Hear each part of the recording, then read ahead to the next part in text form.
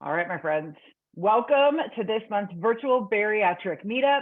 We are BariNation, and we are thrilled to be welcoming our friend, our colleague, an amazing advocate and expert in the bariatric community, Lora Grabow. Hi, Lora. Hello, I'm so excited to be here.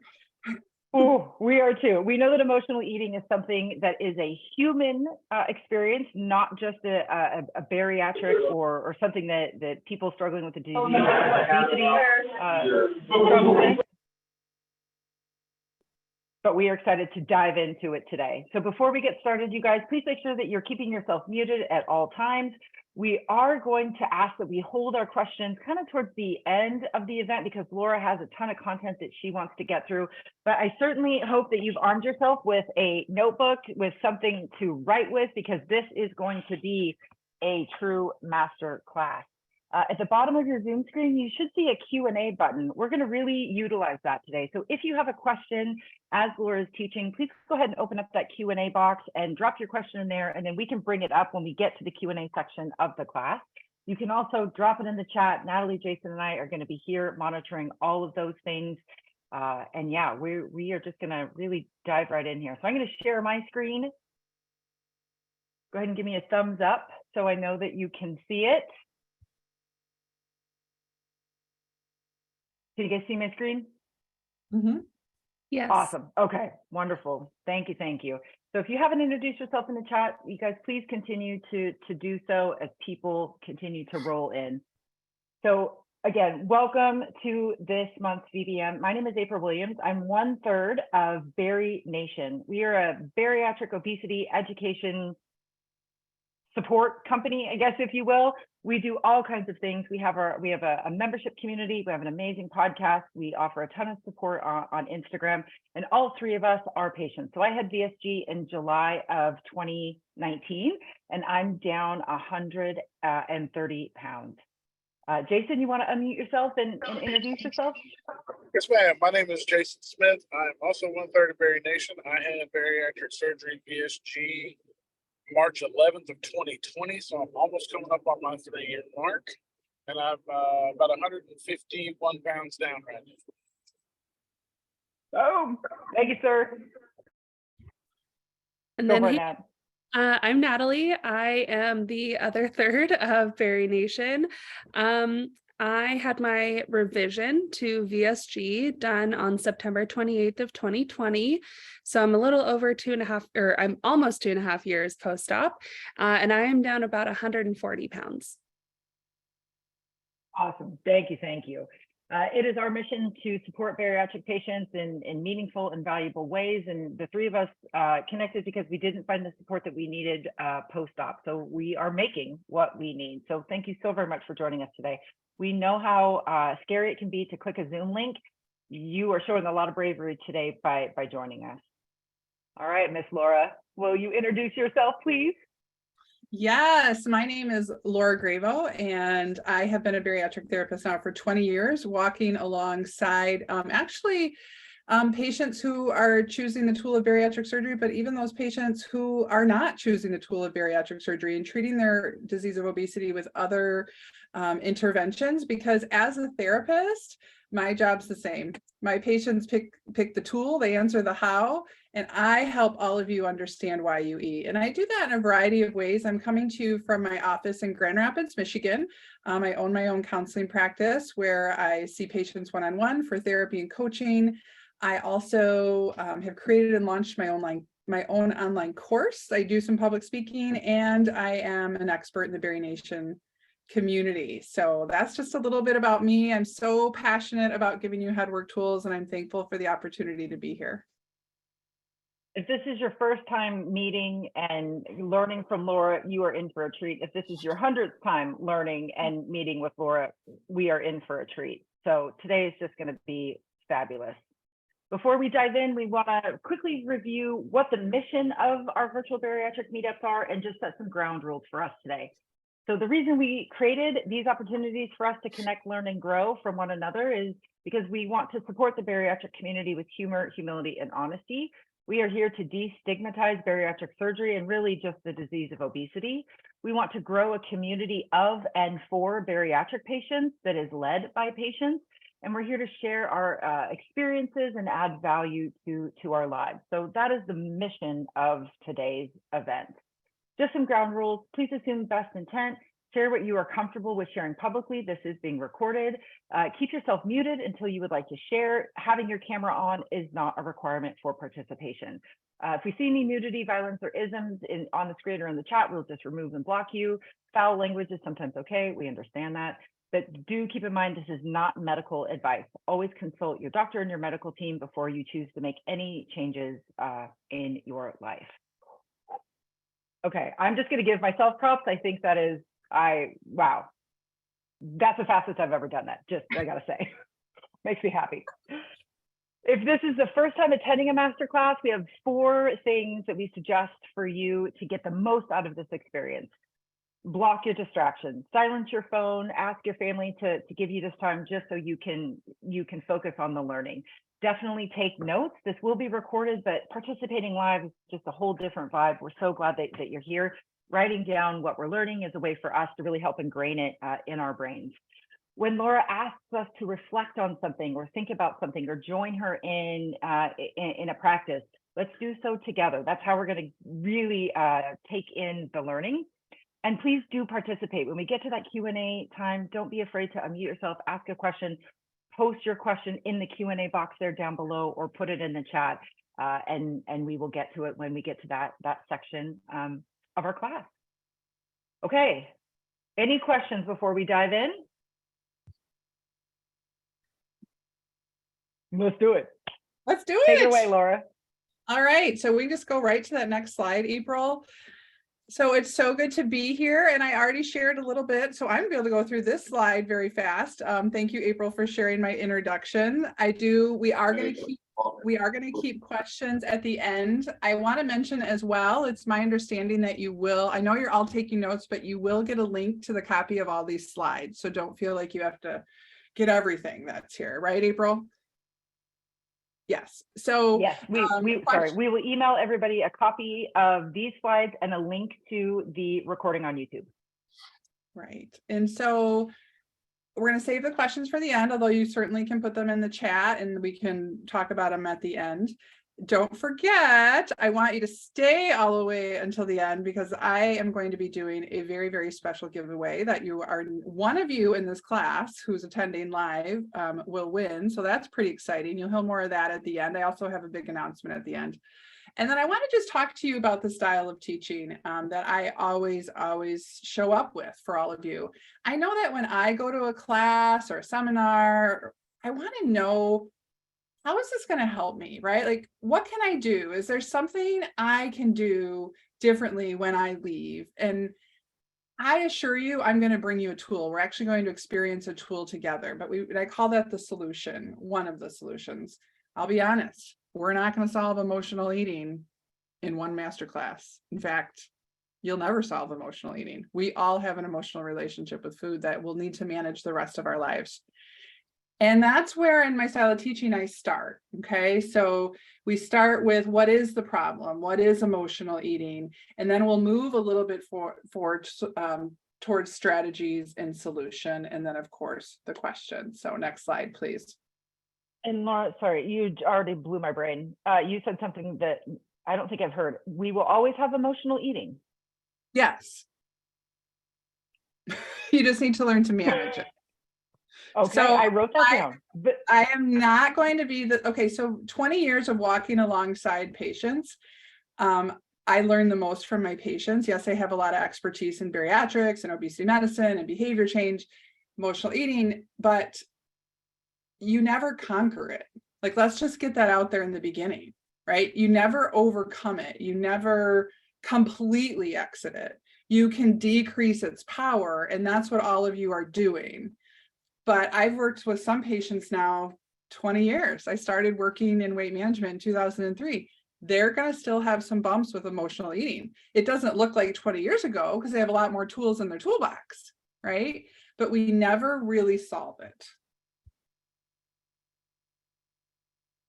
Okay. Okay, I feel like mic drop moment, and we're like 8 minutes in. So perfect. Thank you, Lora. All right, let's keep going. So just a few statistics on emotional eating. Experts estimate that 75% of overeating is triggered by our emotions and not hunger. So look at that word, it's overeating. 75% of our overeating is triggered by emotions and not hunger. Emotional eating is the leading reason all people will gain weight or regain lost weight. Okay. Notice I put all people. We all have an emotional relationship with food. It starts early. We all do not have the disease of obesity, right? But everyone emotionally eats. And when you talk to people about, well, let's talk a little bit about some of the things when you think back to when you started gaining weight or when you started regaining some of your lost weight, what was going on? I will always hear some type of reference to emotional eating. And that is why it's my passion to be an obesity medicine provider. Is obesity is a complex disease, not a decision. It's a chronic disease with no cure that needs a multi-interdisciplinary treatment plan. And my part of the treatment, I call it the missing piece, is you can all choose how, right? How am I going to get healthier? How am I going to lose weight? You also have to answer, why do I eat? You have to do both. And what I've learned in terms of bariatric surgery, in terms of the weight management industry, my passion, why we eat, this is the piece I call head work, is still missing. I call it the missing piece, which is why I have a puzzle piece on my slide. Okay, it's the missing piece. You're getting a lot of information about movement. You're getting a lot of information about nutrition. Those of you who have had bariatric surgery, you got a lot of information about your tool, but who gave you a binder on emotional eating? And that's only one aspect of the head work. So next slide, please. So I know we did that poll in the beginning. These are just a few questions.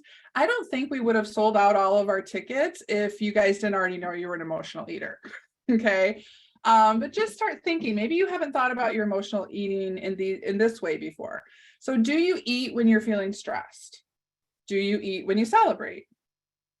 Do you eat when you're not hungry and you're already feeling full? Do you eat to feel better? For example, to calm or soothe yourself when sad, mad, bored, or anxious? Do you reward yourself with food? Does food make you feel safe? Do you feel like food is your friend? Do you feel powerless or out of control with food? I'm seeing a lot of yes to all in the chat. Thank you for sharing that. So this is answering yes to these questions is exactly what I just shared. We all have an emotional relationship with food. Next slide, please.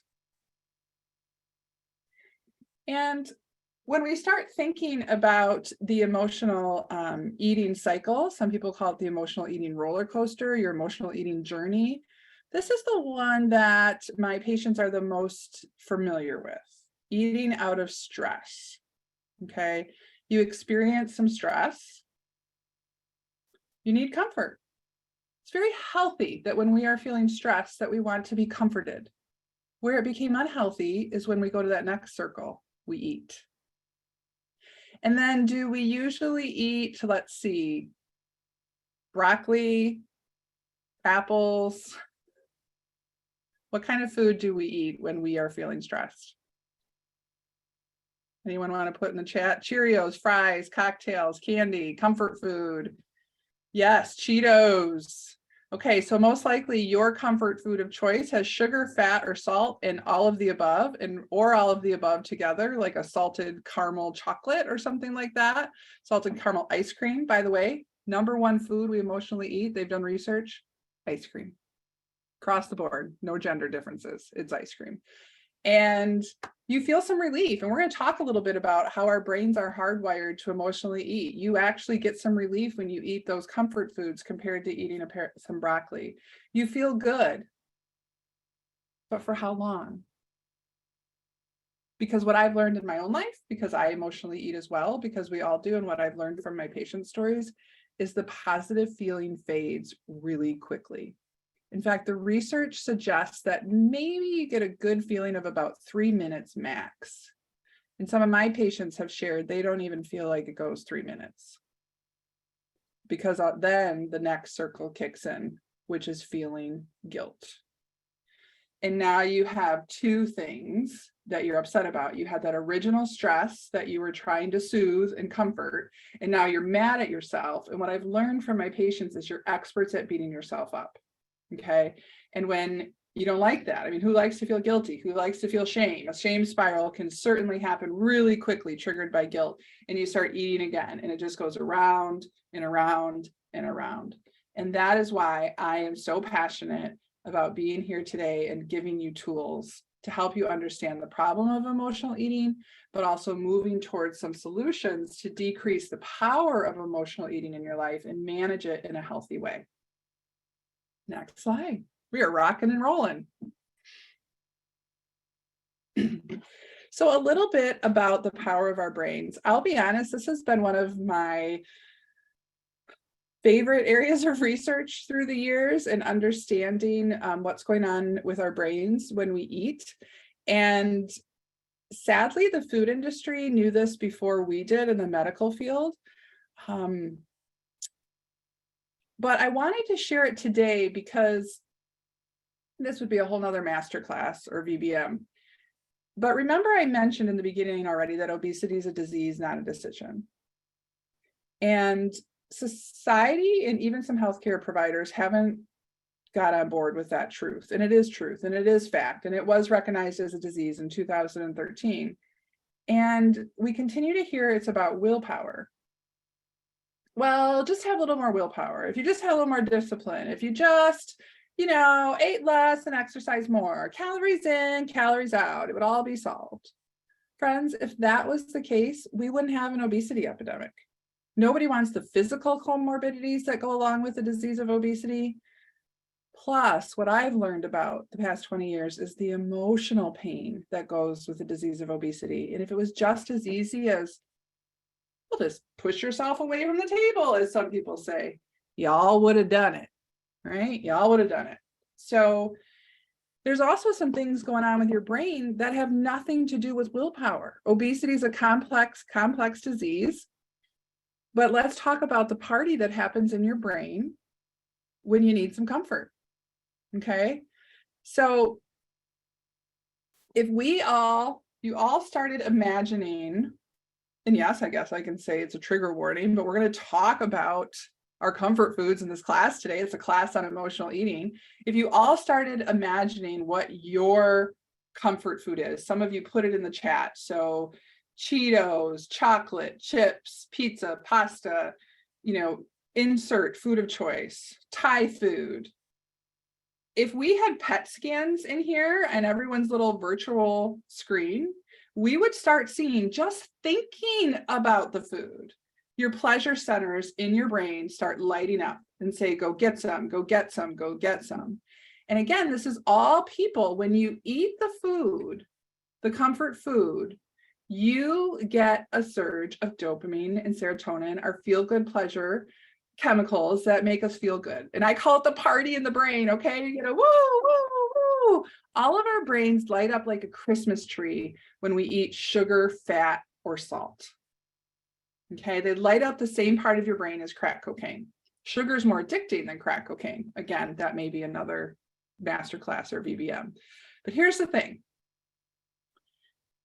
So me being an obesity medicine provider and working in bariatrics continues to jump into the research to figure out, okay, well, is this different for people who have the disease of obesity? So we know there's a genetic predisposition towards obesity. We know what gene markers to look for and that sort of thing. And so people who have the disease of obesity, when they PET scan their brain when they're thinking about their comfort food or they're eating their comfort food, not only do they light up like a Christmas tree, woo, woo, woo, they light up like Clark Griswold's entire Christmas house on Christmas vacation. Woo, woo, woo, woo, woo. People with obesity get more of a light up. They get more of a push. They get more of a surge. And so then, of course, the next question for me was, Does bariatric surgery change this? Do the weight loss medications change this? Does doing a program like Weight Watchers or keto change this brain chemistry? What do you think the answer is? No, it doesn't. And that's where my passion comes in, because sadly, the food industry knew this before we did. The food industry has hired food scientists, food engineers to craft their product. So they know, they figured out if you put sugar, fat, and salt in a product, it's crafted to reach your ultimate bliss point. They have crafted products to get all of us hooked. Billions of dollars have been spent to get us hooked. Does it sound familiar? Sounds a lot like the tobacco industry to me. And they've done the same thing with sugar, fat, and salt. And they know it. And we're playing catch up in the medical field.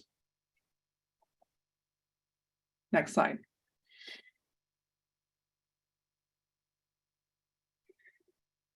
So there's a lot going on. I would love to hear in the Q&A section if that was new information to you about your brain. But food is a powerful substance, and right now food addiction is not in what we call the DSM, or where we give diagnoses for different parts of addictions, as working in the behavioral health world. I think it'll get there. I think it will get there. And it's a complex addiction because not only does it meet a substance addiction, it also meets process addiction criteria. Okay. When we treat addiction as therapists, we know there's substance addiction, so addiction to alcohol, addiction to opiates, or there's process addictions, shopping, gambling. What I've learned from my patients is food really involves both. So it's complex. A little bit about our brains and the environmental component about the disease of obesity. The next thing I want to talk about is feelings. Okay, feelings, or as some of my patients call it, the other F word. Feelings are like children. You don't want them driving the car, but you don't want to stuff them in the trunk either. I thought that was such a powerful quote. Feelings are like children. You don't want them driving the car, but you don't want to stuff them in the trunk either. Next slide. But I'll be honest, as I've journeyed with so many patients through the years, most of them want to stuff them in the trunk. How about you guys? I don't want to do that feeling stuff. Are you kidding me? But it's key to developing a healthier relationship with food. And so many times when I start talking to my patients about feelings, there's an initial resistance, and some of you might be experiencing that right now, but don't worry, we're all gonna walk through some strategies to all feel calm and not want to emotionally eat by the end of our time together. When I ask patients what are some feeling words they can come up with, I often hear happy, sad, and mad. 3, that's it. Happy, sad, mad. And I have to ask you, is there more? Yeah. I'll be honest, back to it being the missing piece. When I first meet with a patient and ask them about their emotional relationship with food, they kind of look at me like, I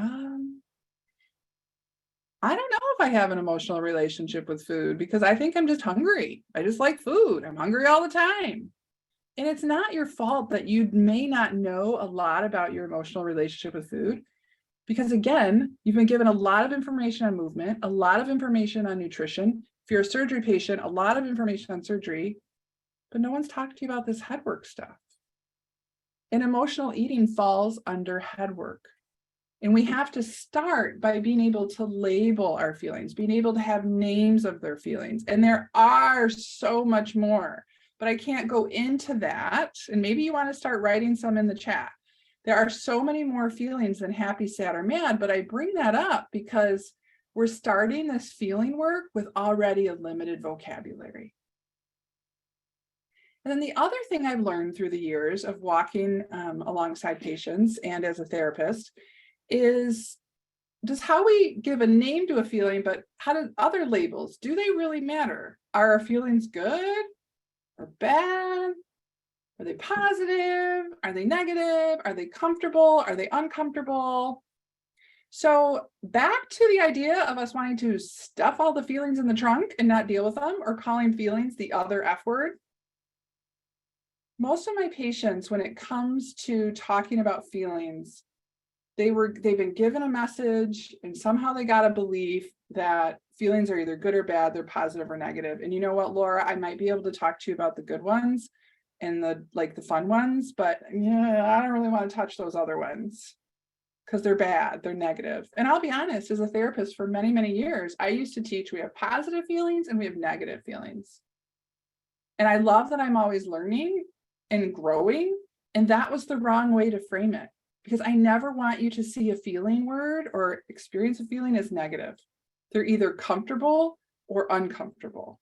And when we were talking about that emotional eating cycle at the beginning, we were talking about how we want to take care of our discomfort, right? So it's an uncomfortable emotion. Where it became unhealthy is when we connected that with food. So I challenge you, even how you start naming your feelings, right? And I want you to say, I'm feeling happy, I'm feeling sad, I'm feeling mad. I don't want you to say, I'm happy, I'm sad, I'm mad. You are not your feelings. Okay, you are not your feelings. Oops, sorry about that. The other thing I want to talk about, the next slide, please,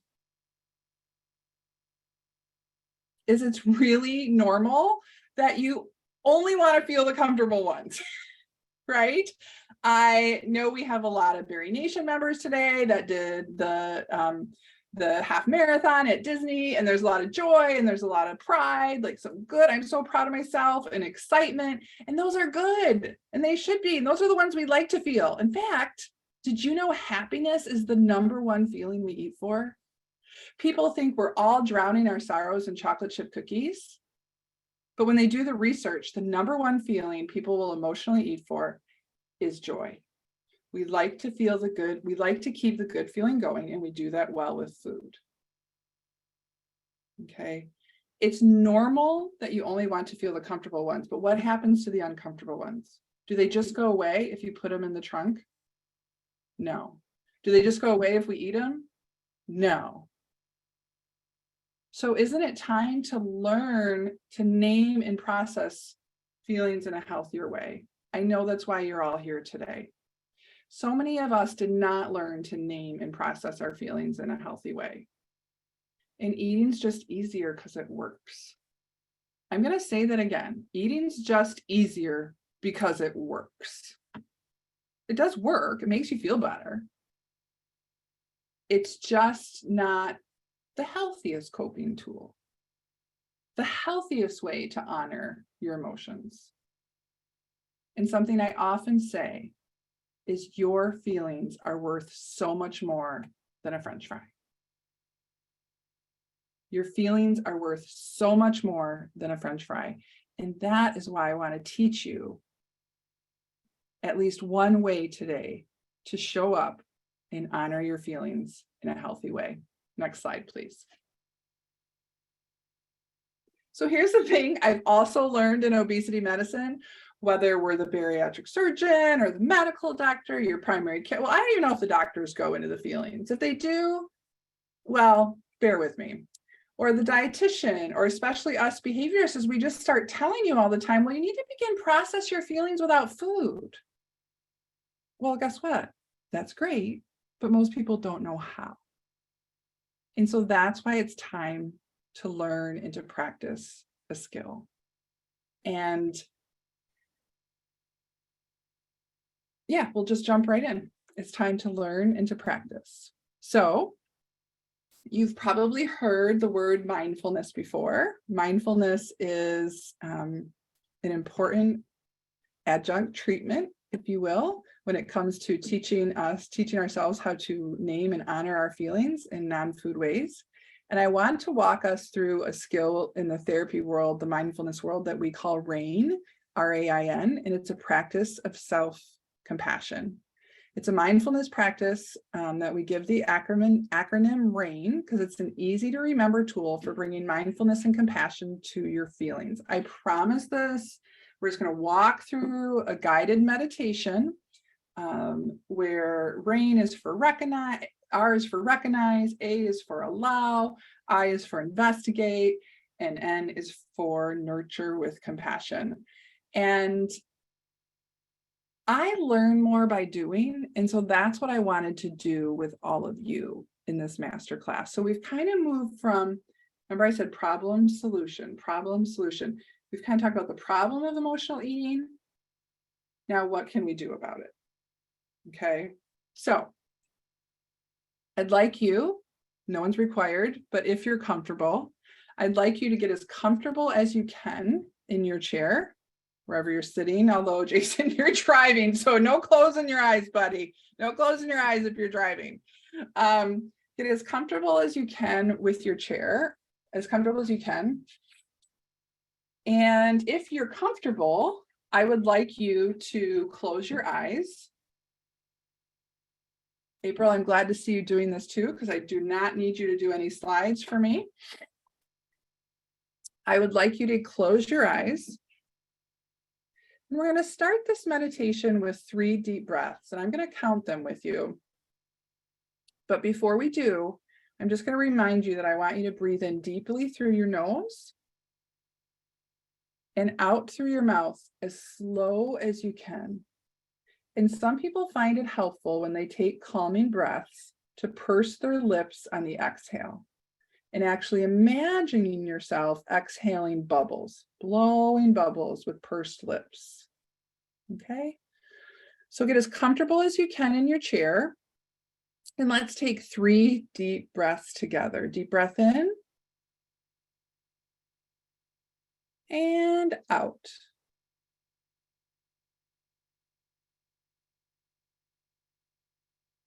Deep breath in and out.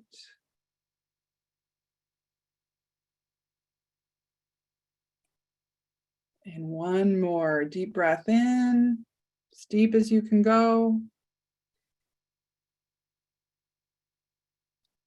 And out as slow as you can go.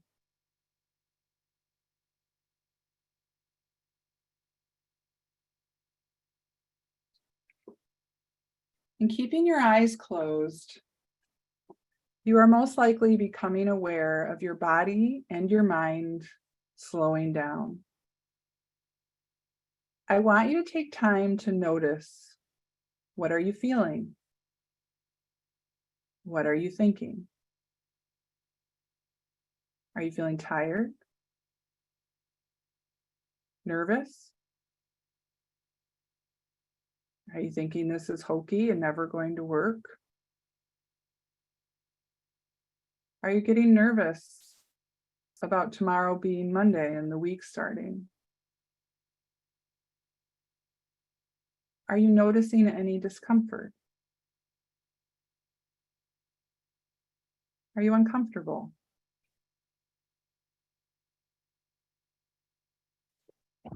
Take a moment to just be with whatever you notice in your body. Be with your thought. Be with your feeling. Maybe it's a sensation that you're noticing, a tight stomach or tense shoulders. What feelings and thoughts are underneath? Give yourself a gentle mental whisper that says, I see you. I hear you. Now, allow whatever thoughts and feelings you are experiencing to just be there. Just notice it. Notice the difference between simply being with it versus fixing it. Notice the difference between being with it and judging it. Notice the difference to being with it versus avoiding it. Notice how slowing down right now is creating a powerful pause. Now, as you continue to be aware of what you are thinking and feeling, let's take time to gently learn more and investigate. What most wants my attention right now?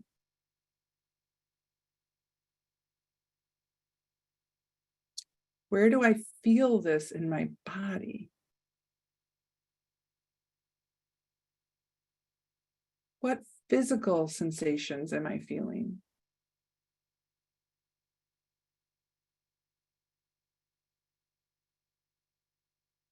What do I believe about myself right now?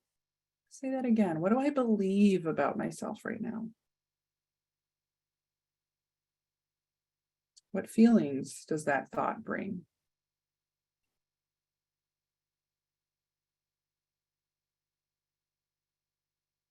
What do I really need right now?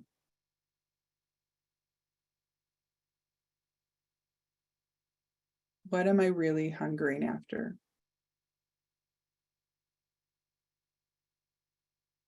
Take time to sense what the feeling inside you needs most. Does it need a message of reassurance? A message of companionship? Calm? Forgiveness? Acceptance? Love? What gentle whispered message of kindness does your heart need to hear right now? Maybe it's okay. I'm enough. I can trust my judgment. Or simply, I see you and care for you. What whispered message of kindness does your heart need to hear right now? And now, I'd like you to gently place your hand over your heart. I'd like you to imagine a soothing,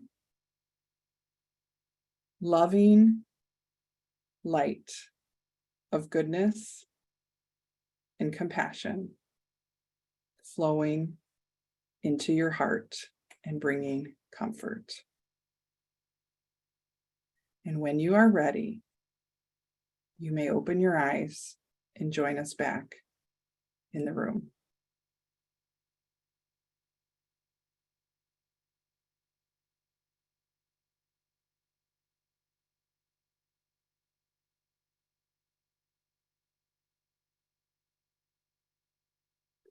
Desiree puts amazing. I say, how do you feel? So yeah, April, if you could just take us to the how do you feel slide. I think it's after rain. So the good news is I have everything I just did written in the slides that you're going to get a copy of. And there was a link to the practice from Dr. Tara Birch is the one that was, all therapists have like a rain mantra. She was the one I used. So how are you feeling? Okay. Relaxed. I got sleepy. Anyone else? Amazing, calm, comforted, valid. I love it. Calm, peaceful. Anyone mad at themselves, like guilt and shame, beating yourself up for taking time to meditate, do some mindfulness? No, absolutely not. And that is why you all came to the class today to learn a different way. Emotional eating works in the moment, but then you beat yourself up. I want to teach you skills that help you honor your emotions, cope through whatever you're going through, experience whatever you're going through in a healthy way. Sugar, fat, and salt, they numb it. Next slide, please. And this is why I'm excited to share that we just scratched the surface today. I wish I had more time, but like April said, we had a ton to share. This is new information for many of you. And I believe with all my heart, it's time for many of you to dig deeper and develop a healthier relationship with food. I want all of you to learn skills. We've learned one today of how to feel your feelings instead of fighting them. I want you to learn how to feel your feelings instead of fighting them and really answer that question, what am I really hungering for? Next slide. And here's my big announcement that I was going to save just for you guys.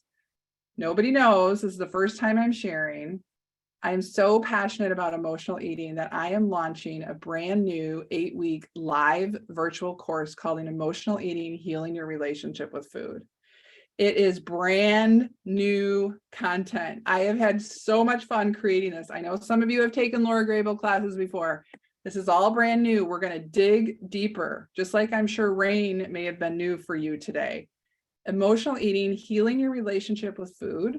It's going to take place every Wednesday, starting March 8th from 7:30 p.m. to 8:30 p.m. Eastern time. So trying to do it a little bit later for my West Coasters. And it's an 8-week class. The cost for everyone else will be $400, but for all of you who are here in the Masterclass and BariNation members, I'm giving you a coupon code, Emotional50, to give you $50 off. And I would love to see you in the class when we go deeper. So yeah, let's do it. Let's heal our relationship with food. I think we're up to questions. I just got to say, Lora, I mean, I have known and worked with you for 2.5, 3 years now. I can't believe the aha moments that happened in this class. Oh. And I've been working on my bariatric journey for almost 4 years now. It just amazes me when we keep our eyes and our ears and our hearts open to learning new things, the universe will deliver what we need when we need it. And I just firmly believe that with all of my soul. And this, yeah, unbelievable. Mm-hmm. I'm gonna stop sharing my screen so we can transition to the Q&A period. We've got a few more slides to share with you guys, but I think it's important that we just kind of see each other in this moment. Now, I believe you've got the questions, right? You can see them? Yes, I can. I have them all ready. Nice. So we have 7, so I'm going to try and like rapid fire these. I will rapid answer. All right, let's go. So Caitlin asked, how can I manage my feelings individually when my family's culture is focused on food for every event? Yeah, it's really learning a new skill, right? I think you took the first step, Caitlin, that you recognized, hey, I have to do it different. They can still do their journey with food. But it's being able to, what I've learned with my patients, coming to those events with families and food and saying, okay, what am I really hungering after when I come to these? Connection with my family, conversation with my family, fun with my family. Are there other ways I can do that? That also kind of transitions into another headwork skill of being able to communicate your needs and your boundaries with your family when they want to love on you with food, assume best intent, like we talked about in the rules here. They really think they're helping you. But being able to start communicating, I know you want to love me with food. That's just not helpful for me anymore. Could you support me this way? And then fill in the blank. Love that. Netta asked, when we are hangry, we say eat something. Therefore, food equals comfort. How do I change this and change this for my daughter? That's a good one. One, again, Netta, I want to compliment you that you're able to name the feeling that you're angry, that you're able to realize that you're not physically hungry. So what I try to do is slow all of you down. So eating feels like it's automatic, right? Eating feels like all of a sudden the food's just in my mouth. Eating is not an automatic process. Our heart beating is an automatic process. Our eyes blinking are an automatic process. Every time we put food in our mouth, we have a thought and a feeling. So I'd like you to slow down and say, okay, am I really hungry?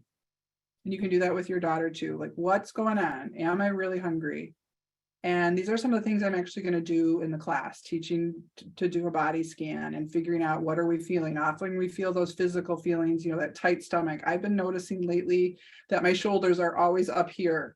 This isn't good, right? So that's tension, right? Where do I feel in my body? What could the feelings be? And then what is a healthier way to deal with that? Something I've also shared in the past, just like a funny way to remember it, is I call it stop, drop, and roll. We've all learned that when it comes to if our clothes are caught on fire. But here's the thing, we are going to struggle with emotional eating urges a lot more than having our clothes on fire. So I want you to, but use the same. I want you to stop and ask yourself, am I really physically hungry? And if you're not, drop whatever you have in your hand and roll yourself away from the environment and the food. So next question. Netta, That actually, yeah, go for it, Netta. So my question was, when we are hangry, we are so hungry, we are emotionally mad. Hangry with an H. Yeah, I would say hangry is really, as a therapist, the emotion is angry, and you may be identifying that as hunger. So do you really feel you're emotionally hungry? Is that what you're saying? It's that she or I are so hungry that we're mad at everything. Okay, so you're irritable because you haven't given yourself enough fuel. So that I would describe as physical hunger, right? And again, it was such a short class. I couldn't even, but teaching the difference between physical and emotional hunger. But if it's been several hours since a meal and you haven't given yourself the appropriate fuel, a symptom of that is irritability. And that is where the word hangry comes from. And then I want you to eat. If you are physically hungry, if your physical tank is empty, the appropriate thing to do would be to give it fuel. Okay. And so then the connection is that food makes you feel better. And so that's what my 4-year-old daughter is learning, is that food makes you feel better. Well, food satisfies you, right? So empty, put the food in, you're satisfied. But what I've learned is if you're hangry, I'm gonna say angry, if you're angry, if you're lonely, if you're guilty, if you're experiencing shame, if you're sad, so if your emotional tank needs something to notice it and you put food in, it persists. Right? So it doesn't, does that make sense? I feel like I'm not being clear, but food satisfies physical hunger. Emotional eating will never be satisfied by food. Emotional eating, your daughter could be learning that it's making her feel better in the moment, but then in the end, she's probably still upset about whatever she was using food to numb. Food numbs. So yeah, a numbing agent can numb, but numbing wears off. I'm all about teaching you skills to cope through versus numb. Yeah, and I'll just speak to, like, just from a human perspective, hangry was how I used to live my life, Netta, like constantly hangry. And it was a struggle for me because I was physically hungry, but at the same time, I also didn't understand what real hunger was because I was always just emotionally eating. So when I was getting hangry, it was because I was nutritionally deficient. I wasn't eating the right food. I was eating either too much or too less, right? I was going for too long without eating, right? So I understand what you're talking about when you say, I am freaking hangry.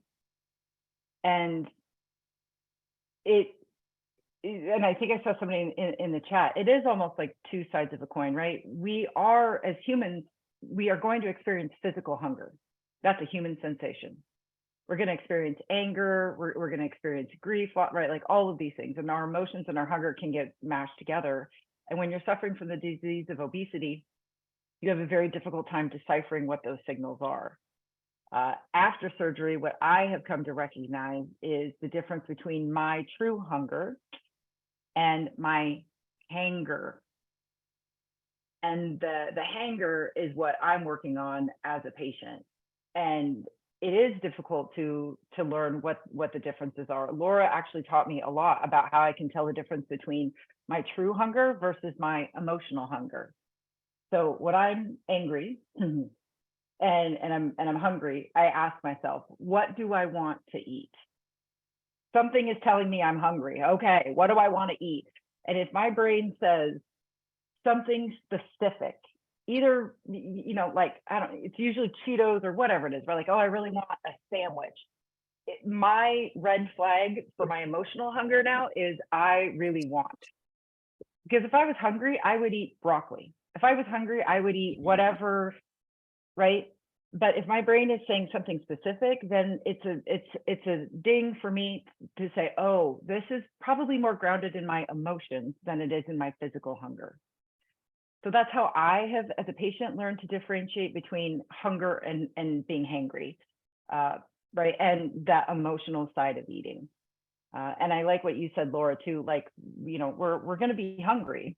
So if we are hungry and anger is with it, maybe we are eating too little, or maybe we're eating the foods that are not maybe quite what our body is asking for. And that could be just adjusting our nutrition.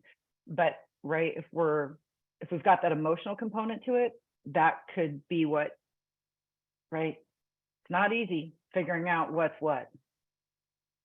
Hi, April, it's Katie. I just wanted to add that I know that she was talking about her daughter and worrying that she's going to learn to treat food in a specific way. I guess something that you could do is teaching your daughter to listen to her body. So if she's hangry, it's okay to eat, and then you stop eating when your body is full. So always asking, what is your tummy saying right now? What is your body telling you? Are you full? And offering, like April was saying, whatever those healthy options are. And if she says, no, I want a cookie, or my daughter was freaking out about wanting chips, then she's not really hungry. And then being able to decipher it that way. So I just wanted to add that. I'm sorry for interrupting. No, all good stuff. Great. All right, super mega rapid fire. More questions are pouring in. We also have a tip about where we could ask 2 questions this week. Can we share that? Yes, that's a great segue, Lora. I was getting a little stressed here. Yes, stressed at the end of my class. Deep breath. We're good. We're good. But I saw them rolling in, and obviously we want to make sure we have time for all of them. But Lora will be joining us at our Tuesday Instagram live called the Struggle Bus. So we will be talking about emotional eating and how to kind of overcome that or work on that, as Lora says. So if we don't get to your question today, please join us then, and we'll make sure that we'll keep these questions for Tuesday, right? Like the ones we don't answer. Yes, I have to figure out. I don't know if how to save them. I got a great somehow. Yep, I got a great solution for it, my friends. We have a copy of all of the questions that you guys have submitted. We will start with those on our Instagram live. So if you don't follow us on Instagram, go ahead and do so today, and you can set a reminder in your phone to join us live. But what I will also do is we will download, or we'll send you a link to the Instagram recording via email, so that even if you can't watch it live and you submitted a question, you can see Lora answer your question at that event. So we'll make sure that all of that gets sent out to everybody. Great. Do we want to wrap up, April, or do we have time for one more? Laura, if you're okay with it, let's go maybe an additional 5 minutes. So let's take one more question. Yeah, I would do one more question, and then I know people are probably getting excited about the giveaway. Yes. Yes. People are antsy. Okay, let's see. Okay, this is a good one from Wendy. They're all great. Do you have any advice about how to stop eating when faced with a sudden and unexpected, overwhelming reminder of trauma? Therapy. No. Sorry. No, sorry, not sorry. I believe in what I do as a therapist. Obviously, if you've been through some trauma, maybe you've already been through some therapy work, working one-on-one with a therapist. I would go back to those skills. If you haven't, I would encourage you to go one-on-one, because healing trauma needs more than just my answer I'm going to give you. But again, what I'm gonna assume in your question, and as someone who's worked with people who's been through trauma, is you experience a trigger where your brain is thinking you're back there and you're back at the trauma. And you want to comfort yourself, obviously, because that's what it's normal that we want to comfort ourselves, especially if it's either fight, flight, or freeze. And oftentimes you turn to food to do that. The first thing I would recommend, and again, good therapists would walk you through this too, is that you just what we call is doing a grounding technique to just bring you back in the moment, that it's not when the trauma is happening. And what we do with grounding is just go through your senses. What are 5 things I can hear right now? What are 4 things I can see right now? What are 3 things I can smell right now? What are 2 things I can taste right now? What's 1 thing I can feel right now? Again, it's just 5, 4, 3, 2, 1, 1, 2, 3, 4, 5, and you're just going through all of your senses. It doesn't matter the order, but it's again bringing you in the moment, doing some deep breathing. The rain activity that we did right now would be really helpful in a moment like that, the one we did in the class. But again, if you're struggling with trauma, I really want to encourage all of you to get individual therapy. Great. Well, is it time? Awesome, you guys. Yes, it is time. And of course, I had everything pulled up and then I minimized my screen, and now I've lost all my good stuff. But yes, we have a very special giveaway. Laura, do you want to Sure. let them know what it is? So I am so excited about my new class, Emotional Eating, Healing Your Relationship with Food, that I'm going to give one of you a free ticket to it. I'm going to give it to you for free, a $400 value. So I wanted to give that away today for all of you showing up on a Sunday afternoon to learn about emotional eating. And April is doing a raffle. Yes, and I just did a random generator picker. The winner of Laura's free emotional eating class is Sheila S. Sheila S. You are the winner. Congratulations. Thank you so much for joining us live. We hope, oh yeah, go for it, Laura.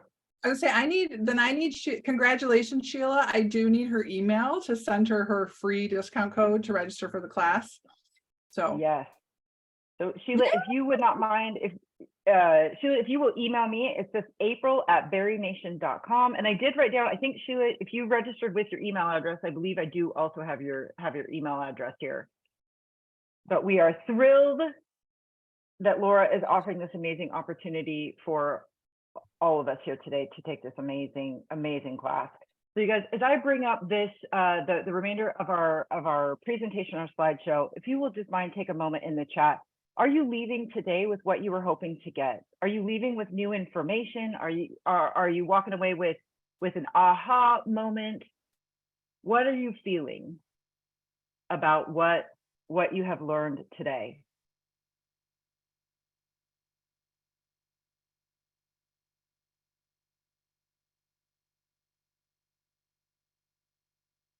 I know I'm walking away. I literally was taking 2 pages of notes, so I apologize, Laura. If you were saying next slide and I was slow, it's because, oh my gosh, I got to write this stuff down. I just saw a question about where's the link to register for the class? You're going to share a bunch of links, right?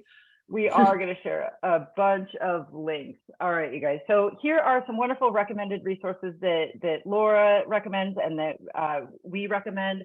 We have some phenomenal podcast episodes with the amazing Laura. Please take advantage of those. Oh my, I don't know. I'm so sorry, you guys. I don't know what is going on with my computer here. Can you guys see my screen anymore?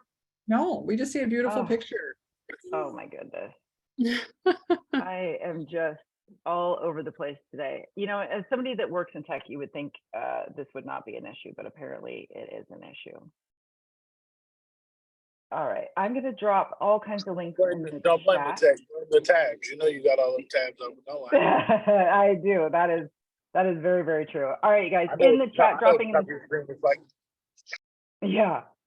In the chat, my friends, I dropped a ton of links for us all. And they And we will, will make sure. right?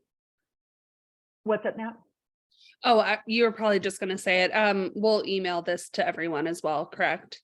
Yes. Yep. So everybody who signed up to attend today, we're going to send you the link to this recording. We're going to send you the link to these presentations. You're going to get all of the links that we just dropped in the chat.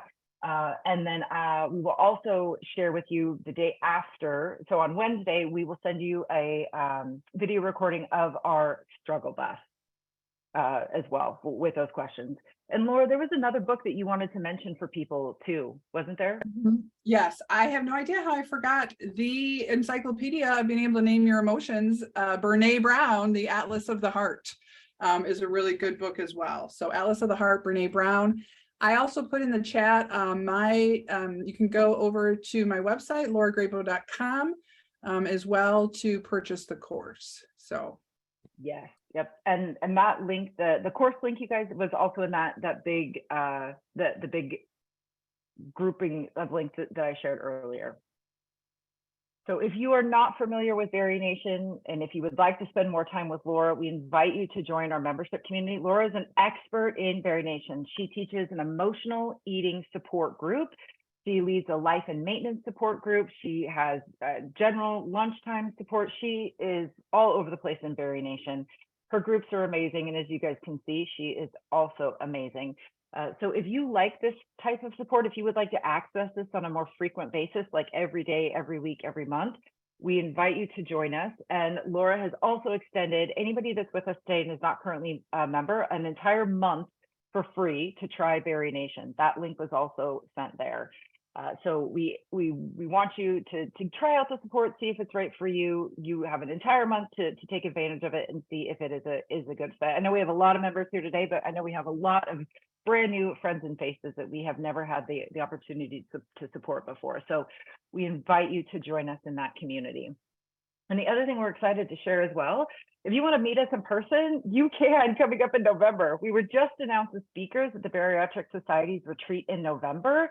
We would love the opportunity to meet you in person. And the four of us are also teaching a live workshop class there on navigating the holidays, setting boundaries, just really like lowering the temperature on our holidays. It's going to be an amazing opportunity.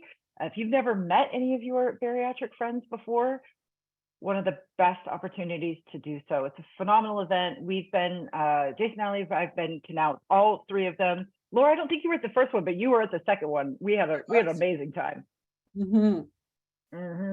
So we invite you to join us there. There's a link down there at the bottom, and we will make sure we include this as well.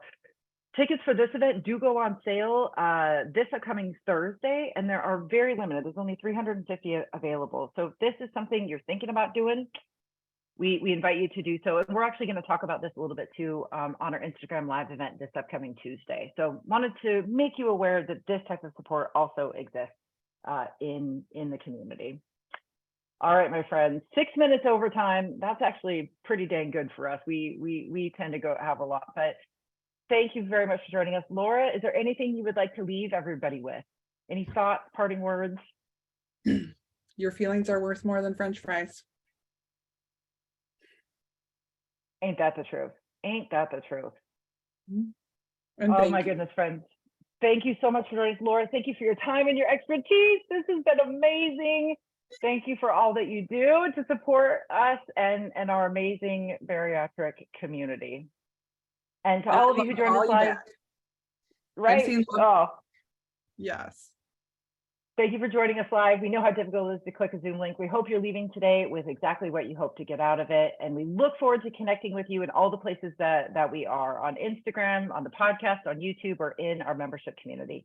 Thank you so very much, friends. Have a great weekend.